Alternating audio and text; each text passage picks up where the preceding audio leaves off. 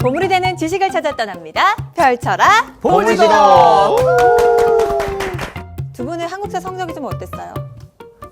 저는 문과였지만 역사가 좀 약했습니다. 그래도 이제 잊지 않으려고 네 늦게나마 조금 공부를 했어요. 네. 그리고 인욱 씨에게 조금 묻기 죄송한 질문이긴 네. 하지만 한국사 성적이 어땠나요? 죄송한데 왜 물어볼까요? 원고에 있어서 물어봐야 어. 돼요. 네. 아니 뭐 시험 시간에 1분 이상 앉아 있었던 적이 없어가지고 성적 자체가 없습니다. 그냥. 성적 자체가 없어요. 네, 성적이 없어요. 근데 항상 나 뒤에 있는 사람이 꼭 있더라고요. 근데 오. 난 진짜요? 한 줄로 찍는데도 불구하고 근데 또 그거 알죠? 그 뒤에 있는 사람은 열심히 푼 사람이에요. 그러니까 나는 1분 만에 교실에 네. 나왔어. 근데 걔는 열심히 1시간을 풀었는데 내 뒤에 있어. 야, 인욱 씨가 낫네요. 네. 그 친구 보고 있을 수도 있어요. 네. 네, 아무튼 쭉 들어보니까 우리가 한국사에는 크게 강하지 않다. 아무래도 많은 분들이 한국사, 역사 하면은 무조건 외워야 되는 거 아니야 하면서 좀 어렵게 생각할 수도 있는데 오늘의 선장님이 있다면 여러분 걱정하지 않으셔도 됩니다. 바로 불러볼게요. 선장님 나와주세요. 네, 반갑습니다. 야, 오늘의 선장님 밑줄 짝, 돼지꼬리 땡땡 일타 강사, 한국사 일타 강사 감사합니다. 선장님 아니십니까? 네.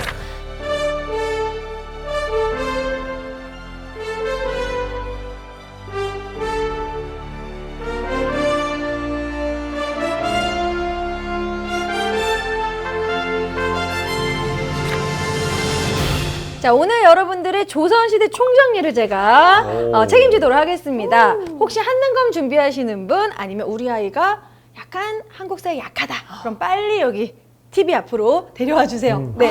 네, 여러분들이 사실 조선시대 전반적으로 오늘 좀 총정리로 약간 공부적인 내용, 하지만 그 중간중간 또 재밌는 내용도 여러분들이 소개해 드리도록 하겠습니다. 좋습니다. 아니, 네. 진짜 선장님이 말씀하신 것처럼 곧 시험을 앞두고 있다 네. 하는 분들은 마음 놓고 TV를 볼 수 있는 시간입니다. 엄마, 아버지가 너 공부 안 하고 뭐 해? 이렇게 공부하는 하더라도 거예요? 할 수 있어요. 이거 네. 공부예요 라고 네. 할 수 있는, 당당하게 말할 수 있는 시간 될 것 같은데 네. 그럼 박수로 시작해 보도록 하겠습니다.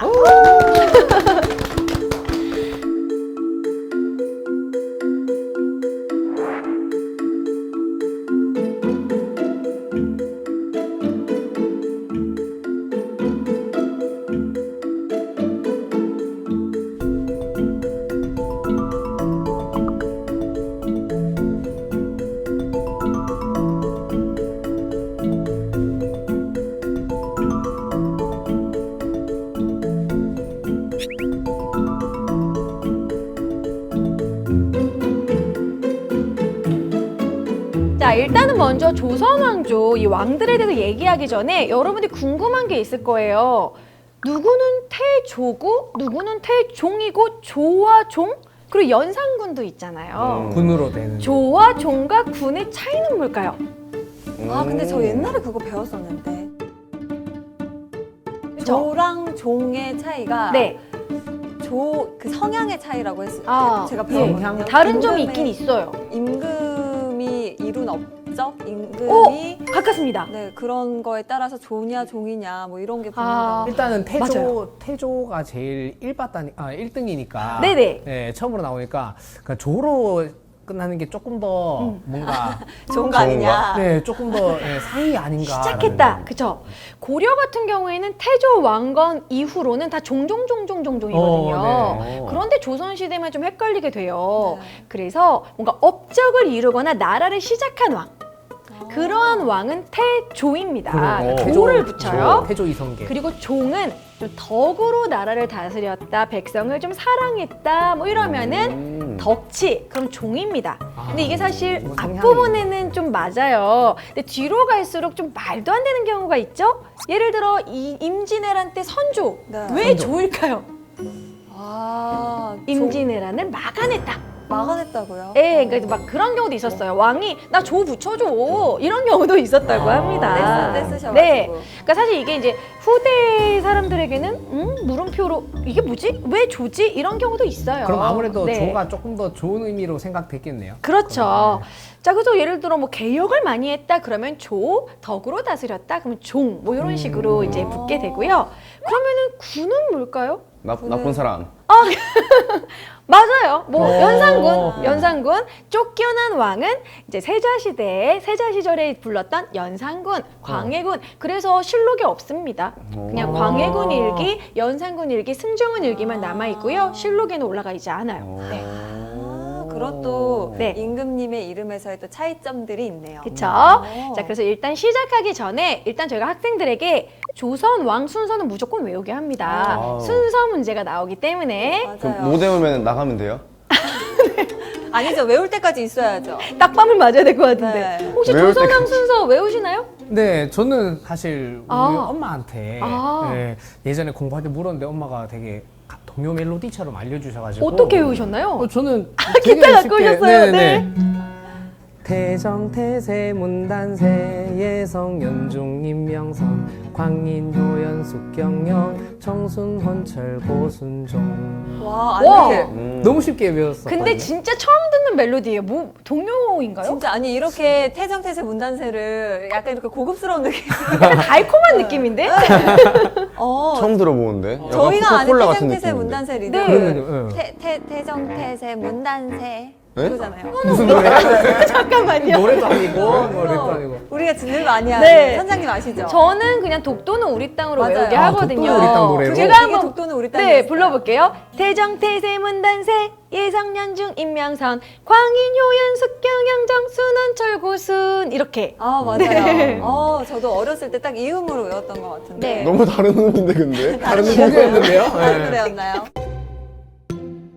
그러면 일단 우리 독도는 우리 땅으로 한번 다시 한번 우리 외워보고 시작을 해볼까요? 다 같이 좋습니다. 불러볼까요? 이제 다시 태정태세 문단세 예성연중 임명선 광인 효연 숙경 영정이 붙는 게 중요해요. 영조와 정조가 탕평책을 했던 네. 군주기 때 영정을 붙여주고 아. 영정 그 다음에 영정. 순원철 고순 이렇게 철고순. 다 같이 이제 어차피 이제 반주해 주실 거니까 뭐 다 같이 하나, 하나, 둘, 셋, 시작. 넷. 태정태세 문단세 예성연중 임명선 광인 효연 숙경 영정 순원철 고순 여기 뒤에는 진짜 안 붙는다. 자기네 땅이라고 우겨도 독도는 우리 땅 우리 땅 네.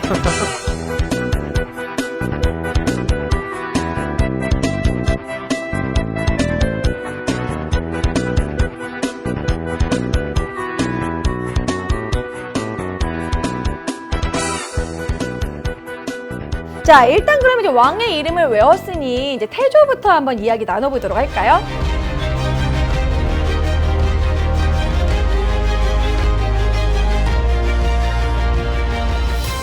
태조는 나라를 세운 왕이잖아요.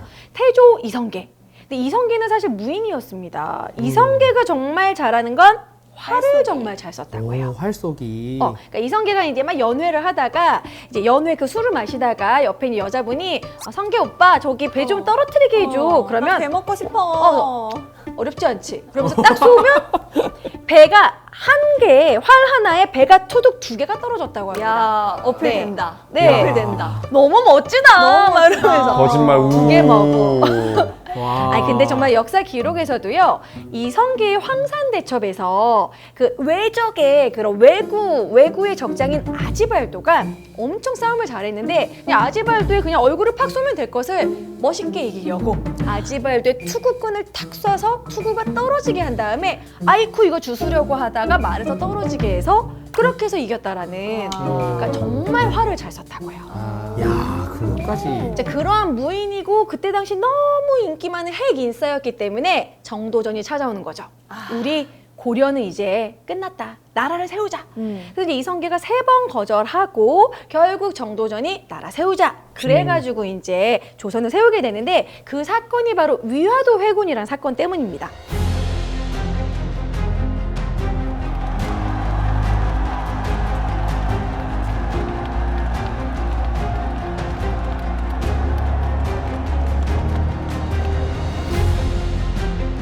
혹시 들어보셨나요? 아니요. 많이, 네. 그죠? 군 몰고 네. 가다가 병력을 돌려서.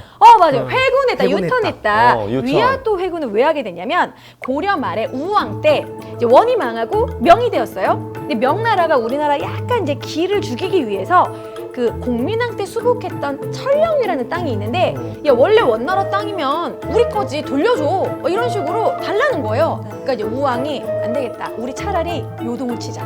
요동을 정벌 하자. 그랬을 때 이성계도 T예요. 네 가지 안 되는 이유를 조목조목 얘기합니다. 그걸 사불가론이라고 해요. 사불가론. 네, 첫 번째 한번 화면 보시죠. 작은 나라가 큰 나라를 치는 것은 옳지 않다. 여름철 농번기에 군사를 일으키는 것은 옳지 않다. 요동정벌을 가는 동안 외구가 빈틈을 타 쳐들어온다. 여름철 덥고 습한 날씨에 전염병에 걸릴 수 있다. 정말 현실적이죠. 마마. 정말 T입니다, T. 근데 사실 저 때는 네. 막 그런 말도 있었잖아요. 실제로 치려고 한 거라기보다는 이성계를 없애기 위해서 아, 그쵸. 억지로 보냈다. 최영 장군이 이성계 군사력이 너무 세니까 네. 가서 이기든가 죽고 죽든가. 오던가. 아. 네. 그러려고 보냈다. 네, 일단 이성계가 작은 나라가 큰 나라를 치는 건 뭐 당연한 얘기겠고요. 그리고 두 번째, 여름철 농번기에 군사를 일으키는 건 뭐 모내기 철이기도 했고요. 두 번째는 그때 이제 농사철이기도 했지만 활의 악교가 여름철엔 녹습니다. 그때 그 악교는요, 이제 약간 본드 같은 그런 재질이지만 그 악교가 진짜 약간 어그러질 수 있기 때문에 여름철엔 좋지 않다. 오. 그리고 당연히 외구가 막 쳐들어올 수 있다. 빈틈이 생긴다. 그리고 전염병. 너무나 현실적인 이유였어요. 네, 그렇지만 결국 가요. 갔다가 위화도라는 건 섬인데 압록강에 있는 섬입니다. 여의도 같은 섬인 거죠. 그래서 압록강 건너는 척하다 위화도에서 샥 돌아서 오히려 개경을 친 거죠. 자, 그래서 조선을 건국하게 돼요.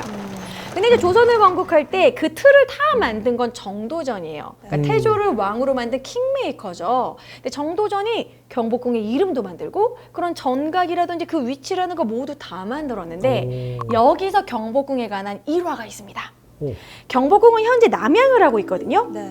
그랬는데 이제 무학대사가 이제 풍수질에 능한 그런 도사예요. 이 무학대사가 사실 한양천도에 주력을 했던 인물이거든요. 한양이 명당이라고. 네. 그런데 이제 무학대사 말합니다. 남양을 해서는 안 되네. 동양을 해야 된다. 동쪽을 바라봐야 된다는 거죠. 강릉 쪽으로. 왜 그랬냐면 이제 우리나라 이제 경복궁의 앞쪽에 한강이 있고 거기 앞에 이제 서울대학교 있는 관악산이 있잖아요. 관악산의 모양이 불화자라고 합니다. 화산. 화기가 온다. 그러니까 경복궁이 이제 나무로 지니까 불이 날 수 있다. 그랬을 때 정도전이 괜찮다. 제왕은 남양을 해야 된다. 한강이 있으니까 화기를 죽여줄 거다. 자, 그랬을 때 이제 무학대사가 뒤돌면서 마치 갈릴레이가 그래도 지구는 돈다 이런 것처럼 200년 뒤에 큰 불이 있을 것이야. 소름 돋았어요. 맞잖아요. 조선건국 1392, 임진왜란 1592. 1592. 정확히 200년 뒤에 활활 탑니다. 경복궁이 얼마나 탔냐면 흥선대원군 때까지 거처로 이제 활동을 못할 정도로 많이 탔어요. 훼손이 많이 됐습니다. 어찌됐든 그렇게 해서 남양을 했다라는 그런 얘기가 있어요.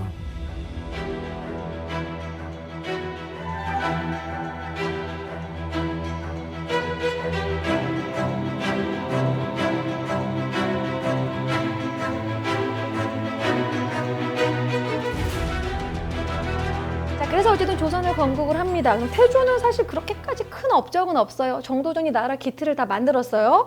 자, 그리고 나서 그 다음으로 우리가 알아야 될 왕은 바로 1차, 2차 왕자의 난, 피바람을 일으켰던 태종 이방원입니다. 이방원. 이방원.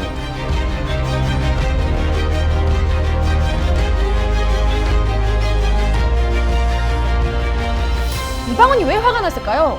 자기가 이제 나라 세우는데 혁혁한 그죠? 공을 세웠는데 아버지가 생각보다 자기를 인정을 안 해주는 거죠. 맞아요. 이 사실 이방원은 똑똑한 인물이었어요. 이 태조 이성계가 무인이잖아요. 무인의 그 자식들 중에서 유일하게 과거에 급제한 사람이 이방원이었어요. 오. 세종대왕이 그냥 똑똑한 게 아니었어요. 그러니까. 이방원의 아들이 세종대왕이거든요. 근데 이방원은 자신이 공도 정말 세웠고 선조교에서 이제 정몽주도 제거했을 때 네. 이성계가 화를 낸 거예요. 아. 남들이 다 내가 시킨 줄 알 거 아니야. 근데 아버지 만약에 이제 이 정몽주를 죽이지 않았으면 우리가 맞아. 당했다. 근데 사실 진짜 많은 공을 세웠는데도 불구하고 이성계는 왜인지 모르게 이방원을 미워했어요. 자, 그래서 결국에는 올인 방서, 가장 막내인 방서를 왕위에 올리죠. 그러니까 이방원은 그때부터 이제 상처를 받은 거예요. 근데 이방원은 얼마나 미워했냐면 조선 건국의 1등 공신에 들어가지도 못했어요. 이방원. 그리고 심지어 명나라에 거의 약간 인질급으로 명나라에 외교를 막 보내고 볼모로. 네, 그러다가 이제 이방원이 정도전하고 적을 지는 그러한 문제가 생깁니다.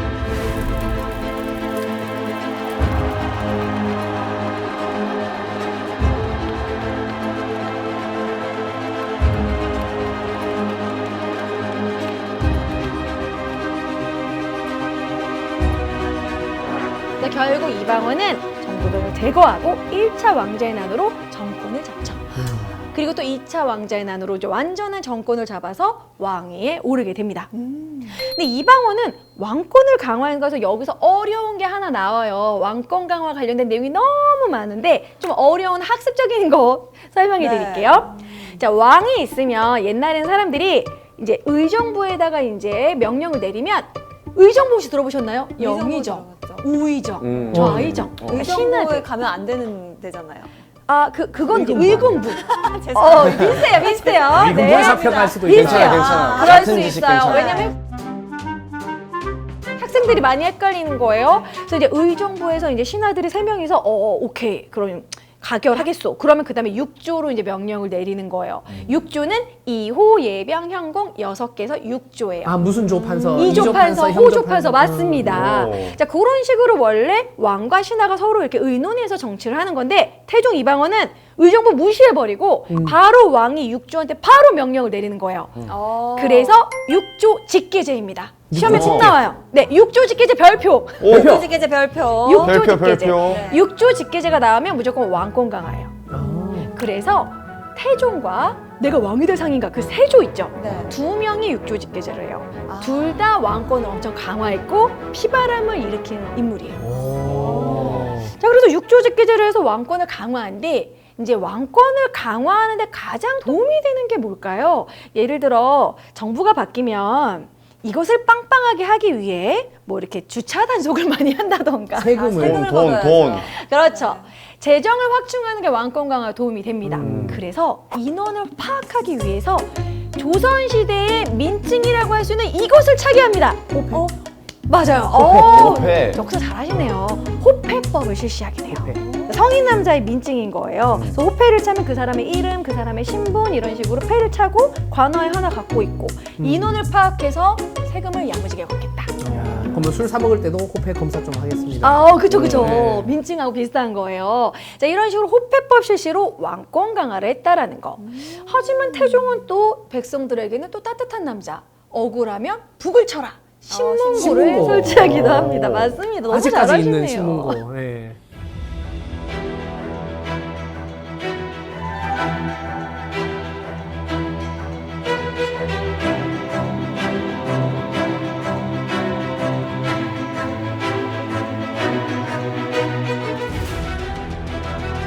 자, 이런 식으로 태종은 좀 왕권을 강화하고 이제 재위 기간 이제 18년 정도 있고 나서 세종한테 빨리 물려줘요. 그래서 세종이 아버지 왜 더 하시지요? 그랬더니 18년 동안 호랑이를 탔으면 족하다. 나는 너무 파란만장한 재위 기간이었다. 그러면서 세종한테 물려줍니다. 자, 이제 세종으로 넘어가 볼게요.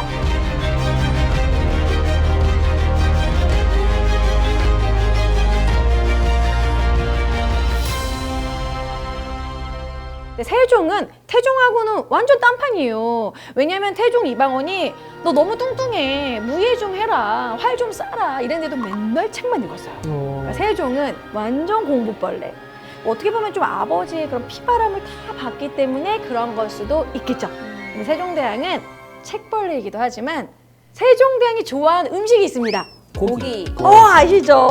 그렇죠. 고기 반찬이 세종대왕은 없어서 화를 내셨다는. 맞아요. 고기 반찬이 없으면 밥을 먹지 않았다. 이제 상궁이 오늘은 뭘로 고기, 오늘 내일도 고기, 닭고기, 소고기, 돼지고기 뭐 이런 식으로 고기. 자, 그렇기 때문에 사실 세종대왕은 말년에 각종 성인병에 시달리고 안구 질환에 뭐 성인병에 뭐 약간 걸어다니는 종합병원이었어요. 네. 하지만 엄청난 업적이 있었죠. 그럼에도 불구하고 네. 열심히 또 백성들을 위해서. 그렇죠. 네. 세종대왕 하면 애민정신, 그래서 종이 붙는 건데요. 세종대왕은 좀 풀어줘요. 왕권과 신권의 조화. 그럼 아까 그 6조 직계제에서 의정부를 거쳐서 원래대로 왕, 의정부, 육조로 간다. 그래서 이것을 뭐라고 하냐면 의정부 서사제라고 합니다. 의정부 서사제. 의정부 서사제. 별표. 이 두 개가 시험에 잘 나와요. 밑줄자. 의정부 서사제, 밑줄자. 육조 직계제, 네. 의정부 서사제. 그렇죠. 그런데 이제 세종이 너무나 유명한 거 있지 않습니까? 뭐를 만들었죠? 훈민정음이요. 자.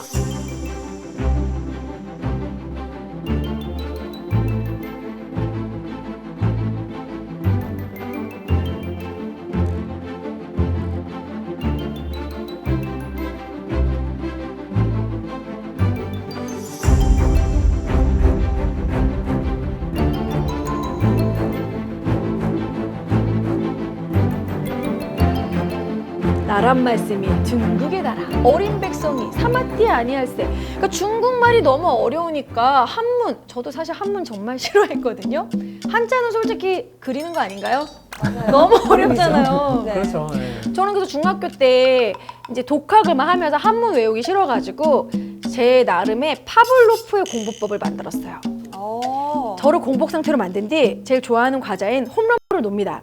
한문을 외우면 먹었어요. 그렇게 해서 외운 척 하진 않으셨나요? 그러니까 제가 완벽주의, 그래서 암기 스스로. 내가 외워서 시험을 본 뒤 맞으면 하나씩 먹은 거죠. 그럼 썩었겠는데.